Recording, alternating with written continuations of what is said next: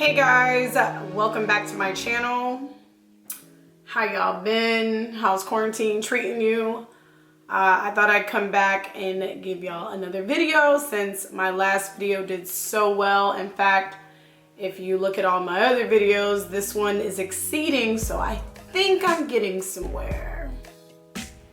Anyways, I wanted to come back with a video to give you some perspective on just something that I think is a great tool that you can use while assessing people or assessing your relationship and what's the difference between what and what. Basically, this video is here to enlighten you and to basically help you make some decisions. Now, the crazy thing is I actually recorded this video once before, but I didn't really like how it turned out. So I'm actually re-recording it, and hopefully this time I can let it flow. Sometimes it gets a little difficult to sit in a room with nobody else but you. And it becomes very difficult because you gotta get used to the camera. You know, you gotta get a good feel for the camera, and you can't be camera shy. And then you can't have all these thoughts in your head. But anyway, I don't want to stay on that too long. I want to get right to the video. The video is actually called Sally Sue versus Bad Bitch. And what I mean by that is this.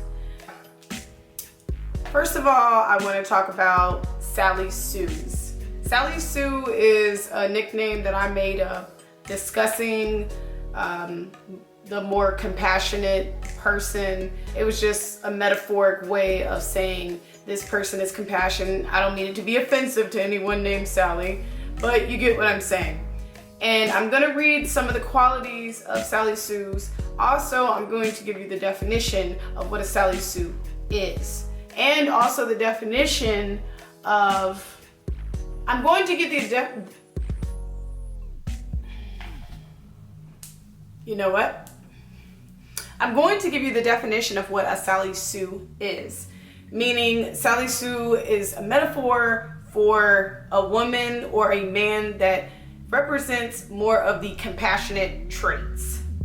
So, I'm going to give you the definition of compassion, just in case you all don't know.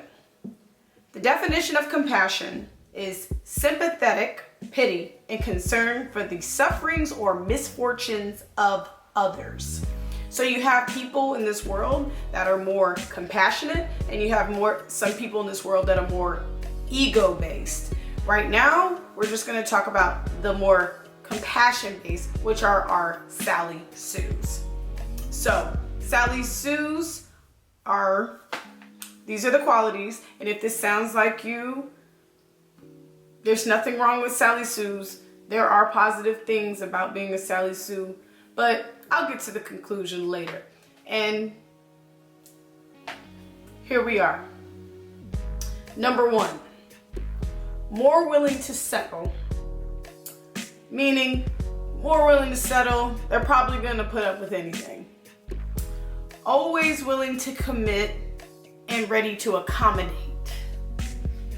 Usually, Sally Sue, compassionate people, they're really feeling based, so they usually want to be in a union, and they'll do anything to make it happen.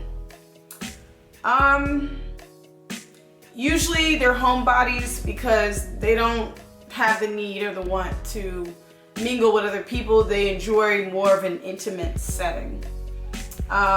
Low maintenance, they're not really like super duper dressy people until it's time to step out, and even then they have a very conservative approach. Number 6, open with their emotions. So, when you have a compassionate person, they're gonna tell you how they feel because they want you to tell them how you feel, so they're gonna tell you how they feel, and vice versa. Number 7, willing to forgive no matter what. Yikes.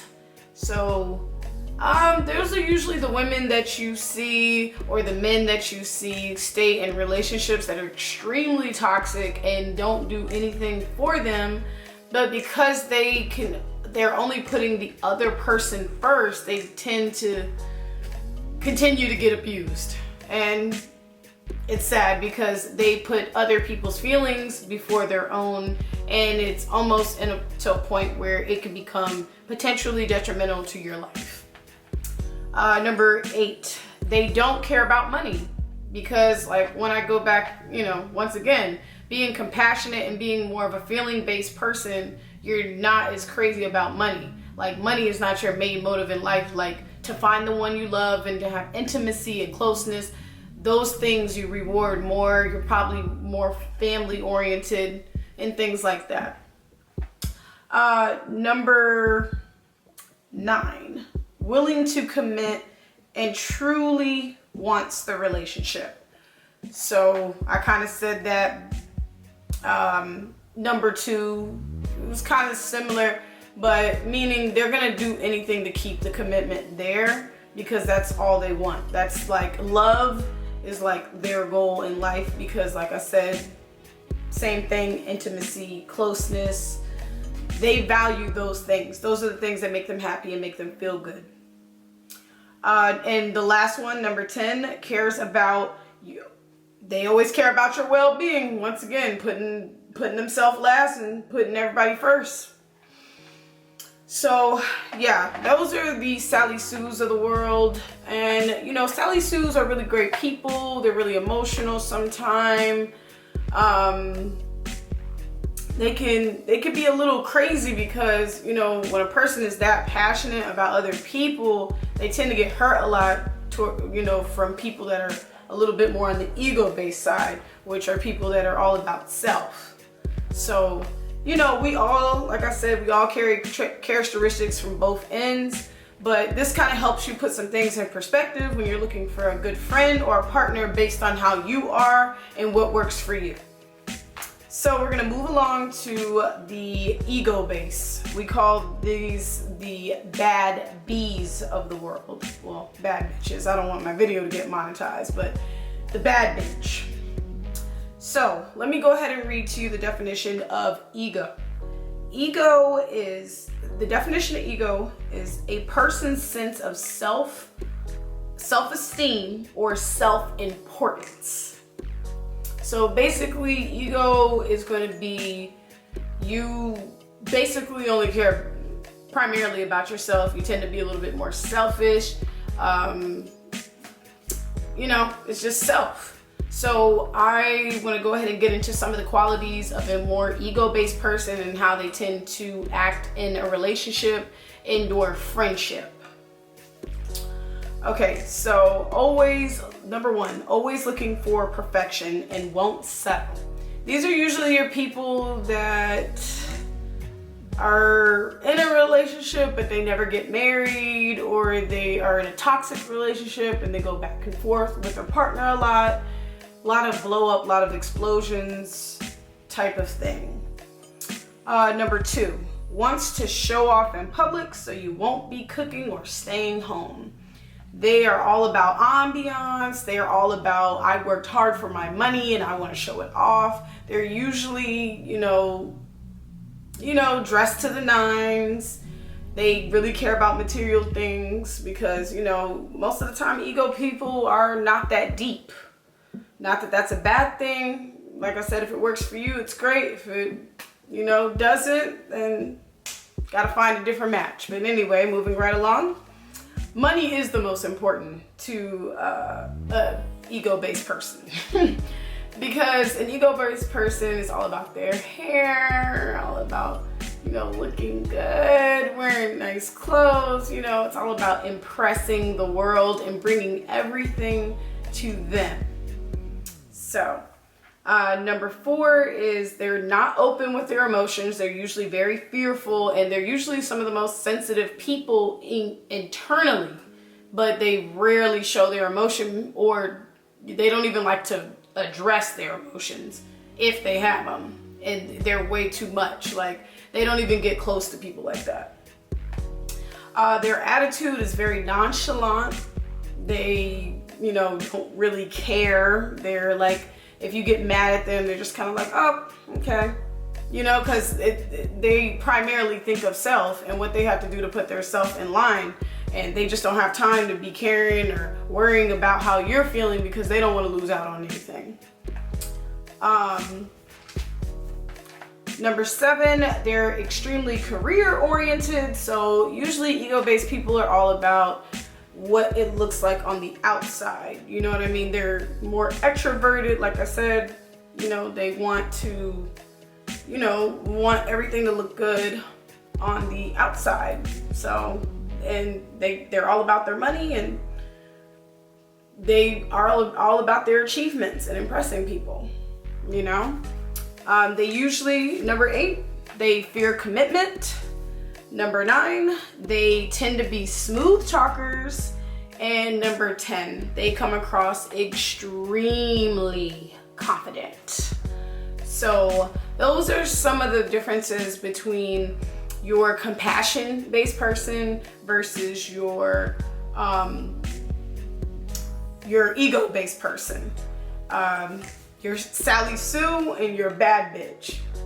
So when you break this down into like the relationship sector, I'm gonna read to you how this can play out when you mix and match, or you just match both people together. So I'm gonna give you the first scenario.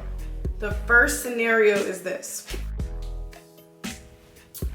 When 2 compassion-based people get together, it looks like a picture perfect family, but there's a lot of untold truths in those relationships due to the fact that both people don't want to hurt each other's feelings. So you have a situation where the husband is sleeping with someone at the job and the wife is sleeping with the neighbor. And one day everything just explodes because they don't address problems head on because there's too many feelings involved. No one wants to say anything, so most problems are swept under the rug until the great explosion. Now, if you put 2 ego-based people together, what you get, hold up. Got it all written down in different places. When you put 2 ego-based people together, there's no commitment at first.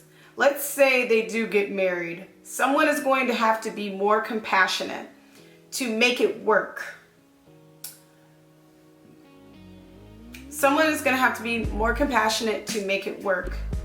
If the 2 people never change, you will be in a union of no commitment, no marriage, and big explosions due to the fact that both people only care about themselves. Yikes. Usually you won't see an ego-based man marry an ego-based woman. And most of the time you're not going to see a compassion-based woman marry a compassion-based man. It happens, but you don't see that combo as much because usually people are attracted to their opposite. So I'm going to give you the breakdown of what you see when you mix things together and shake them up. Usually what you'll see is an ego-based woman with a compassion-based man. And a lot of the times you will see this woman doing whatever she wants in the relationship while the man just sits back and doesn't say much.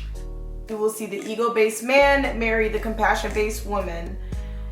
And usually a lot of the time women are hurt by the things that the ego-based man does, considering that he does not consider her feelings. So, moral of the story is this. Either way, you're fucked. Well, now that you know some of the qualities to look for, and not only that, but what you are, ask yourself, are you more compassion-based or ego-based? Are you a Sally Sue? Are you a bad bitch? Hope you enjoyed my video, and I'll definitely be coming with some more videos. I've really got to get in the groove of things and start recording more. I'm telling you, YouTube is like a situation where you gotta really push yourself. But I really do appreciate my viewers, and I'm willing to go up. And I really hope y'all take this advice. I know y'all are probably thinking she doesn't believe in relationships. We shouldn't take her advice from her. I'm not saying you should or you shouldn't. All I'm doing is giving you a perspective. So I hope you understand where I was coming from. And I'll see you in my next video. Out.